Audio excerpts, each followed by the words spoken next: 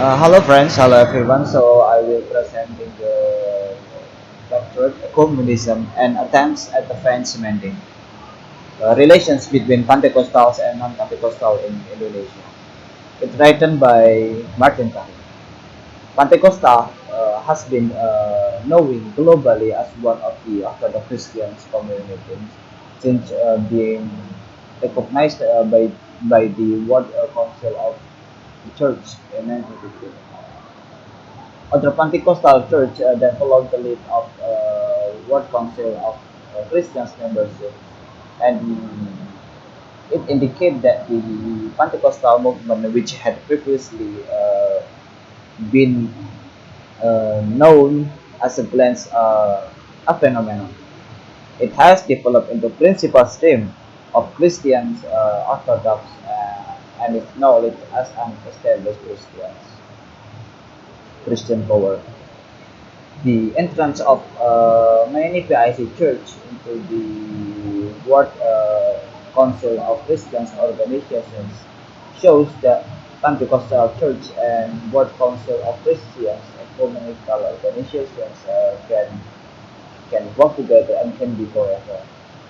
So Pentecostal Church have not only joined international ecumenical organizations, but also national ecumenical organizations. However, Pentecostal Church have not historically been ecumenical, and thought this is changing, especially in the charismatic part of the Pentecostal charismatic movement. The majority of Pentecostal Church have not wanted to affiliate with inclusively Christians ecumenical organizations when they have joined must have tend to limit their communism to the IC organizations. But most Pentecostal church have preferred or tend to locate their communism within the Indonesian Pentecostal Church Fellowship. Or in bahasa, it says Persekutuan Gereja Pentecostal Indonesia or LASA. The Fellowship of Indonesian Evangelical Church and Institutions. The response from church and government. This is a historical overview. The Pentecostal movement in Indonesia is grouped into three parts. The first part mark marks of the beginning in the Pentecostal in Indonesia in the year of 1921 until 1923. The second part is often called the charismatic movement. It was a wave. It was a part. It was not a part of the church, but of the Pentecostal spirit, which include the Catholic and mainstream Protestant church. It grew up in Indonesia in the late of 1960s and became well and widely established in the 1970s. The last part is called Neo-Charismatic or Neo-Pentecostal. It appeared in 1980s and is often collapsed into the charismatic movement with whom it shares a number of characteristics. The post-reformist democratic era in Indonesia has marked by Suharto fall in 1998. After many years, he rose of Indonesia, and it make a chance to open up opportunity for various religious institutions, with many others to openly and clearly expressing their beliefs. In Pentecostal and Charismatic Church were among the seizing, were among this include that they include and do not want to live of that moment for self-expression. For a few years or many of the early years, have of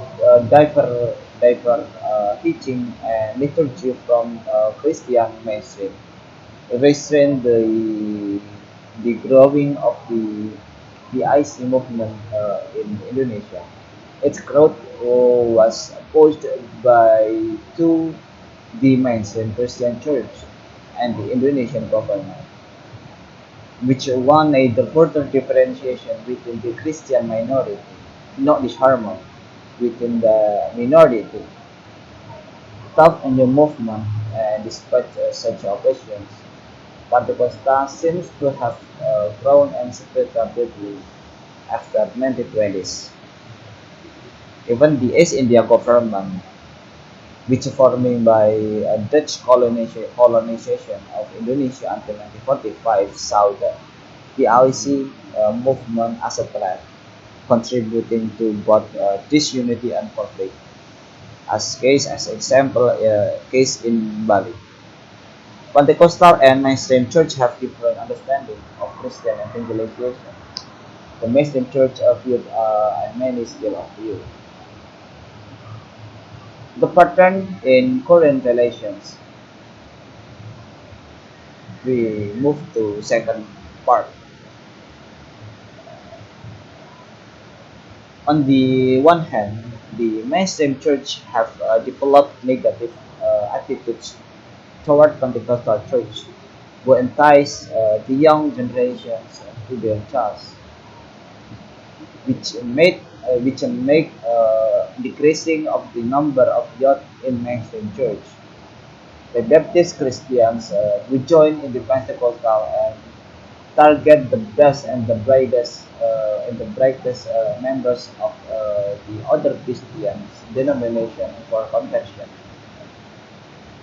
On the second hand, the IC Church perceived the mainstream church as lacking the Holy Spirit in the services and as needing to be born again, inheriting Christianity.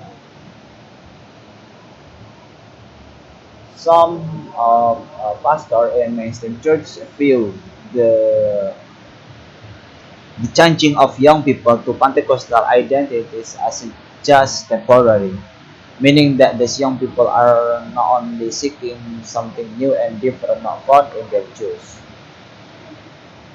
And the the part three is national Christian organization and government supervisions.